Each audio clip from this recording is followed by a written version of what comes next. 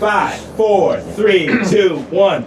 Welcome to Tonal Distancing. Today we have Jester Sage. They just played an incredible set at Brooklyn Music Kitchen. So how do you guys feel after your set? This is the first time you guys are playing as Jester Sage. Yeah, first full band debut, yeah. How are you guys feeling?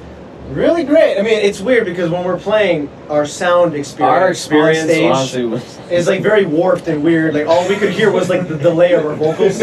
Really? So much. Halfway through the set, I'm like, all right, I hope this is going well. I genuinely feel that way. That's what everyone was saying that in the house. It sounded great. So. And that happens, man. When the set ends, all of a sudden, like everyone's like, oh my god, you know, it's like great feedback. Yeah. And it's like that's been really nice. You know? Yeah, I think one thing because their composing style is so detailed, like, and they get explicit with these certain sections and these parts, right? I think it's like there were so many stories that are told, like within each song, that it's kind of like it turns into this like massive blur of like, you know, there's so many sections that we went through that it's like I can't even remember which ones went wrong. Like it's like, yeah, but it was fun nonetheless. So.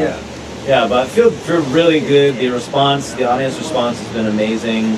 Everyone's super complimentary and expressive positively about the show, and so it feels good, you know? Yeah. Run us through the set a little bit. Like, what were the highlights for you all playing the set? Kind of where was that song? Because, like, I was, like, brand new to you all playing in this sort of format. So, like, what were the highlights of the set for each one of you? So Mona, what was the highlight of the set in like, what song was the one that you were like, I fell in love with playing with this band?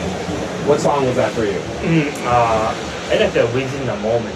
Within the Moment? Yeah. Where was that? Like a little bit later in the second? Or like Fourth song. Fourth song?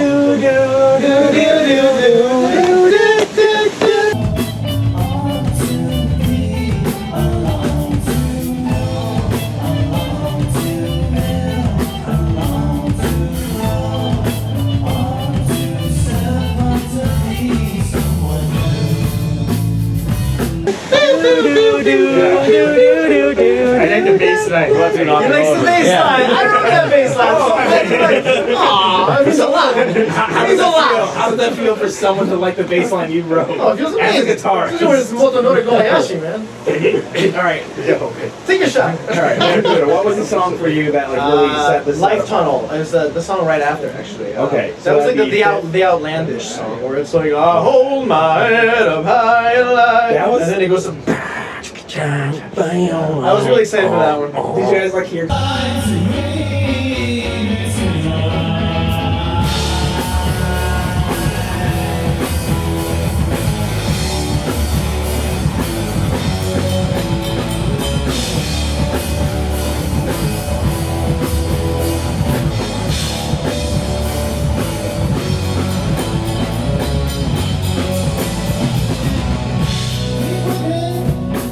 I don't know. I kind of heard like Tool references. Yeah. For sure. I definitely felt that, and that was really, really hype.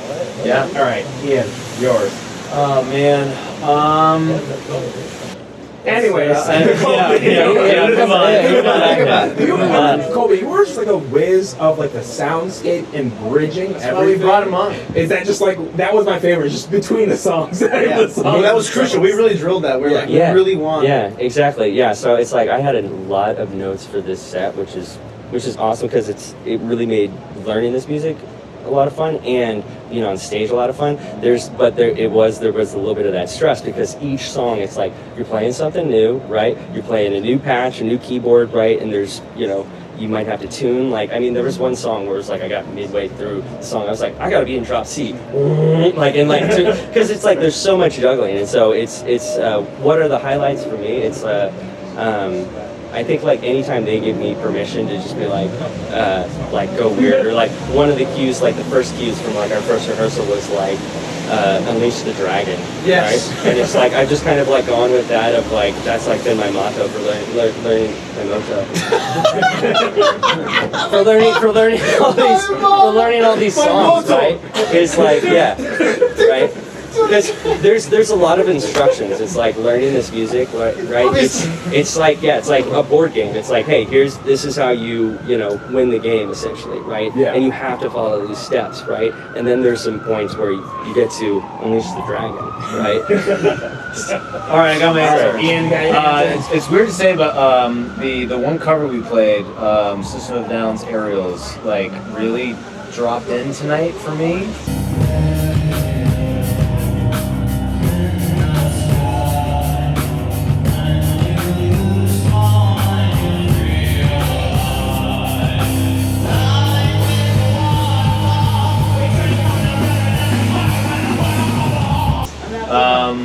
Epic. But since I don't want to say that it was a cover, I think Scream of Whisper was like really, really fucking It's awesome. the third song. The third song. Colin, get in here.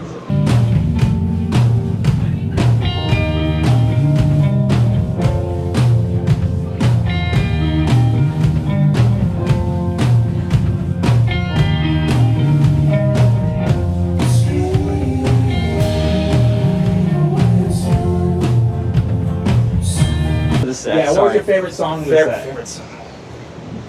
Life Tunnel. That's what I was Where saying. was that? That was the fifth song. That was the one that he That's said. the one I said, yeah. Okay, nice. I just from an audience member. Well, let's get some audience members. All right, for me, the second song is what kind of like the first song. Gold I was Key feeling it. What's the second song called? It's called Gold Key Shore. I like that one too. That one is what. song. pulled me in.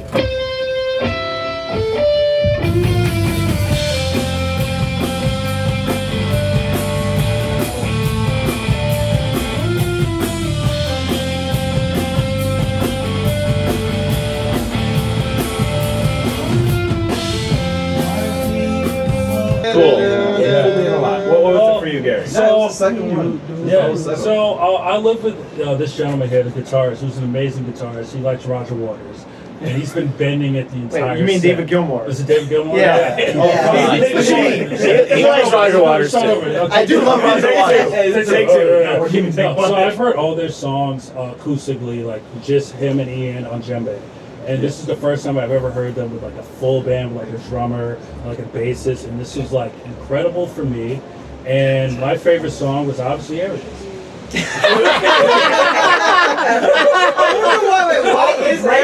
They wrote a song there, bro. I was just like, finally, oh my god. I feel I've represented. heard all these songs before, finally a song, and it killed it. So should I play like Hypnotized Yeah, next you or just- BYOB? BYOB. BYOB. Oh, I would love to. I'd say Hypnotized, but Everybody's going Yeah. to the party, have a real good time. all right. But it killed it, man. The last The one. whole set is great. The last one in the audience, Brendan Jones. What hit it DJ. for you? I forget the name of the song I was telling Dan about. It was one was like, hold your head up, Oh, Lifetime. Lifetime. I like that one. That song was a huge hit. Yeah, good. Gratitude too. Yeah, you like Gratitude. Yeah, but there was a moment I think in Lifetime where Ian was just like, yeah, like, Yeah, oh, that's so epic.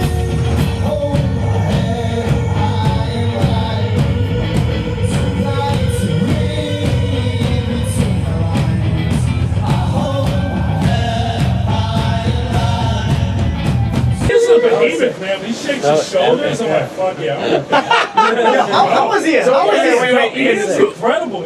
Shit. How was Who are you channeling? Who are you? I feel like Yeah, every song you're channeling somebody new. Like everyone, love like, that. like another Get Gary in person on within yourself is just Yeah. it's interesting. Yeah. Like who is Ian? who is he? Are you like question. I just watched like the Multiverse of Madness. So like, are you just channeling a new Ian from Like a each? new variant. A new variant? Yeah. Or is it all you? variants, I feel like it's all I mean, him. it's definitely all me. I think what you're seeing though is just like a reflection of the songs being Express. just very unique. I think each song has its own kind of vibe, Yeah, Yeah. for sure. and I've always been a very physical performer. Music, if I'm really feeling it, my body moves, and You're the epitome of letting go. Yeah. This is what I love Being to see. with it, yeah. You know what I mean? Like Yeah. he's in that moment. He feels the music. Yeah. He's within the moment. That's why you're out there. communicates the It music. inspires the rest of the band. You can see him feed off his energy, and that's like what being a band is all about. Like somebody's feeling it, it's like, okay, Are you fuck talking yeah. from experience? Or? Yes. Oh, Never been. Oh, he's a drummer. You know what I mean? Like everybody gets that moment where they're like, okay, that guy's feeling it. All right, we gotta fucking support him. And it's like, okay, is it my turn? Okay, am I feeling it too much? You know what I mean? The moment of sunshine spreads across the band. Yeah. For like 4 measures, and then like you gotta pass it over. The thing is that we've only been a band for like 5 weeks. Really, But these two have been you guys a have musical force Yeah. for like. We've been playing together. Yeah, I just mean the arrangement. Yeah. I just mean like this band. So this is the debut of that version. But these two have been the like driving creative force that have like literally manifested these other musicians that are super talented to grow into this like experience that we had today.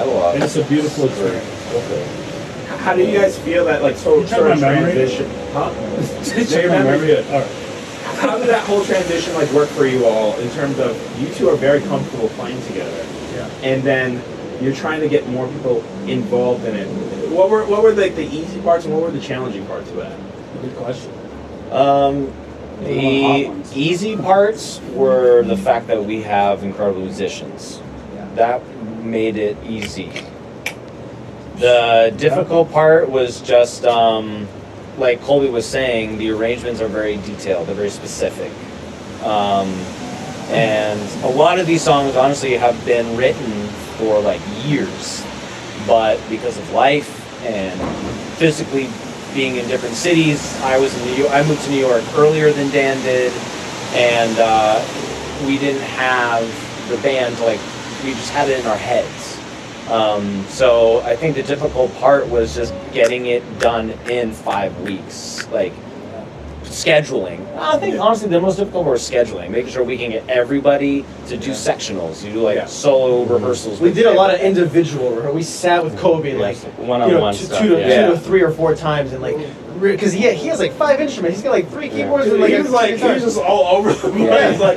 And we sat with I was basically everything doing down. squats the entire time. This is where Yeah. That do legs. Yeah, Leg day and we came sat with Moto before, because we did on April 9th, on his birthday show. We did a show with just the 3 of us. Yeah. I remember that. That was great. And the weeks leading up to that, we really sat with Moto. We taught him all the songs, and then so all of April we didn't really see Moto because we knew he knew knew his all the shit. songs. He knew all the songs. He knew the stuff. I mean, so Moto, you kind of had some of the experience of playing with some other bands in another professional manner. How did that kind of transition to playing with Barracuda and Ian here? You were very prepared and like we were just talking about. You didn't need a lot of practice. You were just with it instantly. So much trust in Moto. No, really. So what's the approach? You just it doesn't just instantly click for you? Yes. I'm just a beast. He comes from the jazz world, so he literally notated.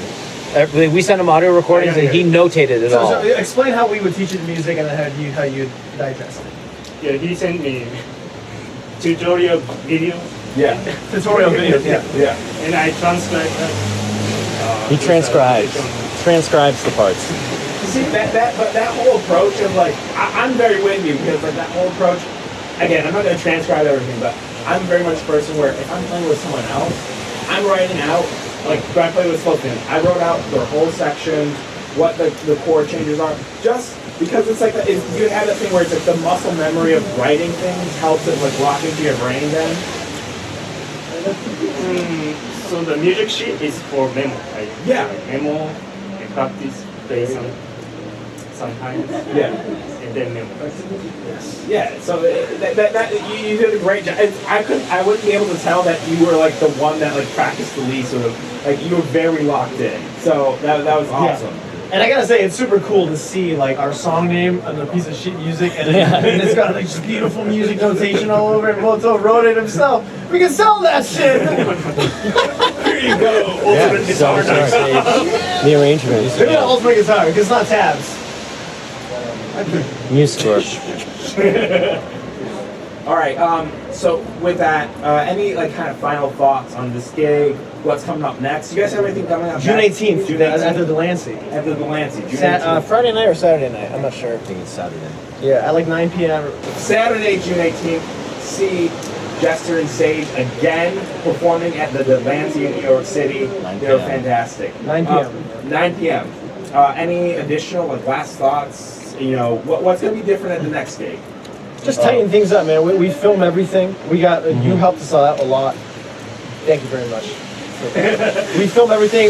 Ian and I, we do what we like to call Belichicking it, like Bill Belichick, like from the Patriots. We'll like sit down together and watch the whole set. Yeah. And we'll take notes and we'll just tighten things up. Yeah. And the next set will be even tighter. I will be really impressed. So yeah, no, I would say it's the jitters are all out. Like they've You guys had jitters?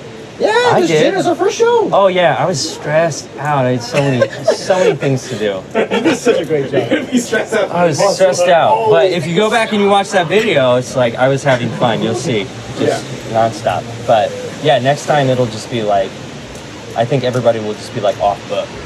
You know, like we won't even be like, tonight I think a few of us had like notes, just like, hey, what's going, and then, but the next time we play, it'll just be like all from memory and like just well refined, and everybody will like have their parts, and it won't be so much, I guess, a part that I have to learn as much as like a part that you like personify, right? Especially when it comes to performing these guys' music, which is like borderline theatrical. You know? It's like borderline. I definitely think it's the theatrics are there. How is he? It's really fucking engaging. I can't. I mean, like when this. No, I was like, I have to do this back. I have to do this Closing back. statement. I want to say. Earlier this week, Daniel was like, we talk a lot. He's my roommate, So he was like, kind of like asking me questions about Friday night. Yeah. How you feeling, blah, blah, blah. And I was like really reflecting on it. And I said, one of the things I'm most excited about is unleashing Ian to the world. Unleashing the dragon. Like I have so much like excitement when it comes to Ian like embodying the music as a frontman. Yeah. The whole point of creating this band was to have Ian instrumentless. How has that been for you? It's the best. That's where I started. When we had our band in high school, that's all I did was sing. And then as life happened, people moved on, didn't want to do it, what have you. And so I started taking on playing the djembe and other instruments to just fill it out because we wanted to keep playing. Yeah. But where I'm my best and where I'm my like happiest and is when it's just me and a microphone. Like it truly is. All right. Well, this is with Tonal Distancing. This is with Jester and Sage. Get a good look at them. They're going far. Have a good one. Good night. Good night. See you next time.